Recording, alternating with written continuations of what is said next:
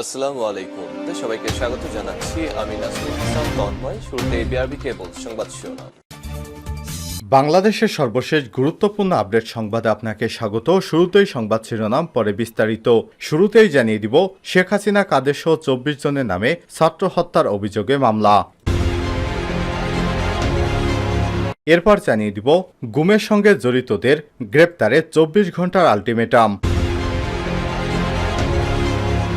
জানিয়ে দিব, সালমান এফ রহমান এবং আনিসুল হকের 10 দিনের রিমান্ড চেয়েছে পুলিশ। আজ ঢাকা মেট্রোপলিটন ম্যাজিস্ট্রেট মোহাম্মদ মইনুল রশিদের আদালতে এ বিষয়ে শুনানি অনুষ্ঠিত হবে। এদিকে ভুয়া মুক্তিযোদ্ধাদের ব্যাপারে আজ একটা সিদ্ধান্ত নেওয়া হবে। ভুয়া মুক্তিযোদ্ধাদের তালিকার বিষয় আজই আলোচনা এবং সিদ্ধান্ত হবে বলে জানিয়েছে অন্তর্বর্তীকালীন সরকারের মুক্তিযোদ্ধা বিষয়ক মন্ত্রণালয়ের উপদেষ্টা ফারুক আজম। এদিকে মূল্যস্ফীতি নিয়ন্ত্রণে সব ধরনের পদক্ষেপ নেওয়া হচ্ছে বললেন অর্থ উপদেষ্টা। অর্থ উপদেষ্টা ডক্টর সালেউদ্দিন আহমেদ বলেছেন, মূল্যস্ফীতি নিয়ন্ত্রণের সব ধরনের পদক্ষেপ নেওয়া হচ্ছে। এটি ঘোড়ার লাগাম টানার মতো নয়। মূল্যস্ফীতি নিয়ন্ত্রণে যৌক্তিক সময় লাগবে। এবং সর্বশেষ জানিয়ে দিব, শেখ হাসিনার অভিযোগ হাস্যকর বলছে মার্কিন যুক্তরাষ্ট্র। হোয়াইট হাউসের পর মার্কিন পররাষ্ট্র দপ্তরও বাংলাদেশের সাবেক প্রধানমন্ত্রী শেখ হাসিনার পদত্যাগের পেছনে যুক্তরাষ্ট্রের জড়িত থাকার বিষয়ের দাবি প্রত্যাখ্যান করেছে। তারা বলছে, শেখ হাসিনার পতনের পেছনে যুক্তরাষ্ট্রের ভূমিকা রয়েছে। এ দাবি মিথ্যাচার এবং হাস্যকর। প্রিয় দর্শক, এতক্ষণ শুনছিলেন সংবাদ শিরোনাম, এবারে বিস্তারিত। তবে তার আগে বন্ধুরা, অনুরোধ থাকবে সংবাদটিতে একটি লাইক দিন। আর বন্ধুরা, এই চ্যানেলে আপনি নতুন হয়ে থাকলে সংবাদটি দেখতে দেখতে চ্যানেলটি সাবস্ক্রাইব করে রাখুন। কমেন্ট করে আপনার মূল্যবান মতামত জানিয়ে দিন বন্ধুরা, এই সংবাদটি আপনি বিশ্বের কোন দেশ থেকে বা বাংলাদেশের কোন জেলা থেকে দেখছেন এবং শুনছেন। শেখ হাসিনা কাদের সহ 24 জনের নামে ছাত্র হত্যার অভিযোগে মামলা। রাজধানীর কাফরুল থানাধীন ঢাকা মডেল ডিগ্রি কলেজের দ্বাদশ শ্রেণীর শিক্ষার্থী ফয়জুল ইসলাম রাজনকে 18 গুলি করে হত্যার অভিযোগে সাবেক প্রধানমন্ত্রী শেখ হাসিনা সহ 24 জনের বিরুদ্ধে মামলা করা হয়েছে। এ নিয়ে দুদিনে শেখ হাসিনার বিরুদ্ধে 3টি মামলা দায়ের হলো। বুধবার ঢাকা মেট্রোপলিটন ম্যাজিস্ট্রেট মোহাম্মদ হুমায়ুন কবিরের আদালতে এই মামলা করেন নিহতের রাজনের ভাই রাজীব 32। আদালত বাদীর জবাববন্দি গ্রহণ করে কাফরুল থানাকে এজাহার হিসেবে গ্রহণের নির্দেশ দেন। সুপ্রিম কোর্টের আইনজীবী তাজুল ইসলাম বিষয়টি নিশ্চিত করেছেন। মামলার অপর আসামিরা হলেন সাবেক প্রধানমন্ত্রী শেখ হাসিনা, সাবেক সেতুমন্ত্রী ওবায়দুল কাদের, সাবেক স্বরাষ্ট্রমন্ত্রী আসাদুজ্জামান খান কামাল, সাবেক আইনজীবী আনিসুল হক, সাবেক বস্ত্র ও পাটমন্ত্রী জাহাঙ্গীর কবির নানক, সাবেক পররাষ্ট্রমন্ত্রী হাসান মাহমুদ, সাবেক তথ্য প্রতিমন্ত্রী মোহাম্মদ এ আরাফাত, সাবেক প্রধানমন্ত্রীর উপদেষ্টা সালমান এফ রহমান, সাবেক সংসদ সদস্য মইনুল হোসেন খান নিখিল, সাবেক ঢাকা উত্তর আওয়ামী লীগের সাধারণ সম্পাদক এম এ মান্নান কোচি, স্বেচ্ছাসেবক লীগের সভাপতি গাজী মেজবাউল হক সাচ্চু, সাবেক সংসদ সদস্য কামাল আহমেদ মজুমদার, সাবেক আইজিপি চৌধুরী আবদুল্লাহ আল মামুন, অতিরিক্ত আইজিপি ও র্যাবের সাবেক মহাপরিচালক হারুনুর রশিদ, সাবেক ডিএমপি কমিশনার হাবিবুর রহমান, ডিবির সাবেক প্রধান হারুনুর রশিদ, সাবেক যুগ্ম কমিশনার বিপ্লব কুমার সরকার, স্থানীয় আওয়ামী লীগ ওয়ার্ড সভাপতি মোফাজ্জেল হোসেন, উত্তর সিটি কর্পোরেশনের কাউন্সিল জামাল মোস্তফা, ছাত্রলীগের সভাপতি সাদ্দাম হোসেন, সাধারণ সম্পাদক ওয়ালি আসিফ ইনান, ঢাকা মহানগর উত্তর ছাত্রলীগের নেতা সালাম উল্লাহ সাগর, ঢাকা মহানগর উত্তর ছাত্রলীগের সদস্য দীপঙ্কর বাসার দীপ্ত ছাড়াও আওয়ামী লীগের আরও 500 থেকে 600 জন নেতাকর্মীকে অজ্ঞাতনামা আসামি করা হয়েছে। গুমের সঙ্গে জড়িতদের গ্রেপ্তারে 24 ঘন্টার আলটিমেটাম।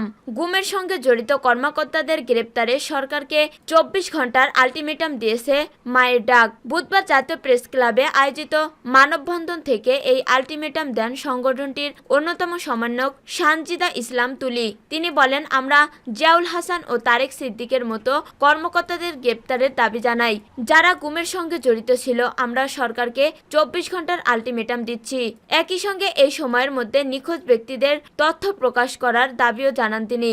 এর আগে মঙ্গলবার রাতে অন্তর্বর্তীকালীন সরকার উপদেষ্টা ডক্টর মোহাম্মদ ইউনূসের সঙ্গে বৈঠক করেছেন গুমের শিকার ব্যক্তিদের পরিবার ও আত্মীয় স্বজনদের সংগঠন মায়ের ডাক। রাষ্ট্রীয় অতিথি ভবন যমুনায় বৈঠক শেষে নতুন সরকারের কাছে 3 দাবি জানিয়েছে সংগঠনটির সমন্বয়ক সানজিদা ইসলাম তুলি। গত কয়েক বছর ধরে গুমের শিকার ব্যক্তিদের সন্ধান চেয়ে রাজপথে কর্মসূচি পালন করে আসছে মায়ের ডাক। তবে তাদের অভিযোগ নিয়ে খুব বেশি বিচলিত হতে দেখা যায়নি বিগত সরকারকে। এমনকি বিভিন্ন সময় আওয়ামী লীগ সরকারের মন্ত্রীরা বলেছে নিখোঁজ ব্যক্তিরা স্বেচ্ছায় লুকিয়ে আছে। বলা যায় গত 10 বছরে এই প্রথম রাষ্ট্রের সর্বোচ্চ স্তরে বৈঠক করতে পেরেছে মায়ের ডাক।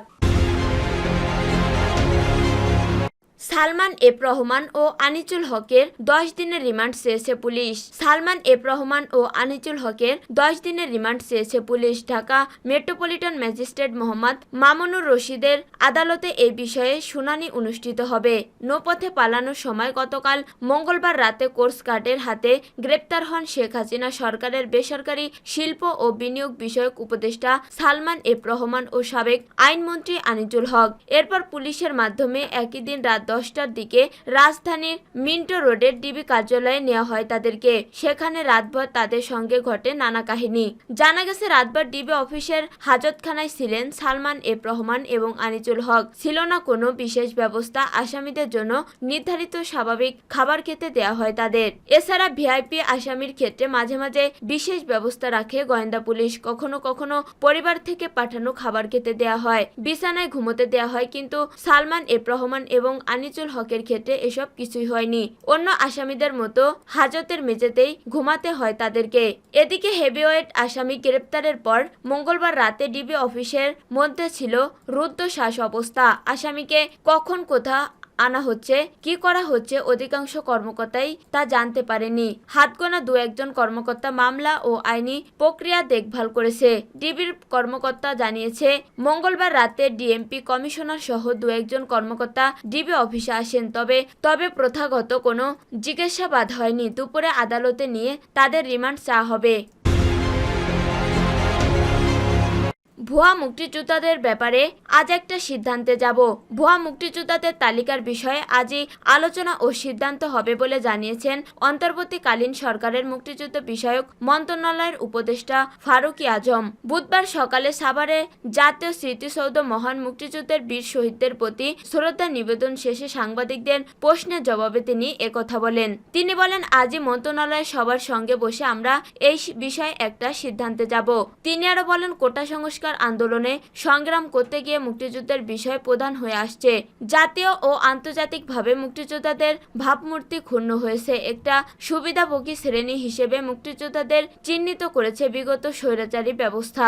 সে কারণে মুক্তিযোদ্ধাদের বীরত্ব ও আত্মত্যাগকে পুনর্গঠনের জন্য সত্যিকার মুক্তিযোদ্ধাদের মতামত নিয়ে আমরা সামনের দিকে এগিয়ে যাব। সাম্প্রতিক সময়ে সরকারি চাকরিতে কোটা সংস্কার নিয়ে আন্দোলনে উত্তাল ছিল সারা দেশ। সেই আন্দোলনে ক্ষমতাসীন আওয়ামী লীগের পেটুয়া বাহিনী, ছাত্রলীগ, যুবলীগ ও আইন শৃঙ্খলা বাহিনীর হামলায় নিহত হয় কয়েকশো শিক্ষার্থী।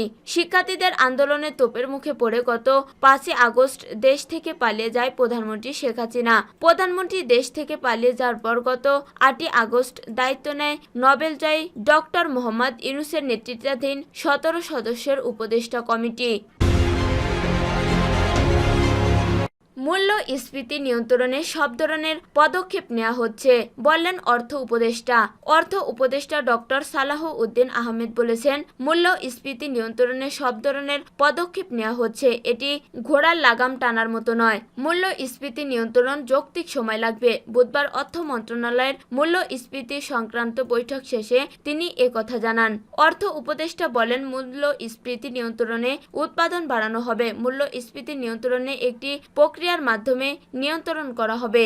এই বৈঠক শেষে বাংলাদেশ ব্যাংকের গভর্নর আহসান এইচ মনসুর বলেন, আগামী 4 থেকে 5 মাসের মধ্যে মূল্যস্ফীতি নিয়ন্ত্রণে আসবে। মূল্যস্ফীতি নিয়ন্ত্রণে স্বস্তিদায়ক রিজার্ভ রেখে বাকিটা নিয়ে আমদানিতে ব্যয় করা হবে। আমদানি পণ্যের ঘাটতি আছে, যতটুকু করা সম্ভব আমদানি করা হবে। ব্যাংক একীভূত প্রসঙ্গে গভর্নর বলেন, এটি দেখে শুনে ব্যবস্থা নেওয়া হবে।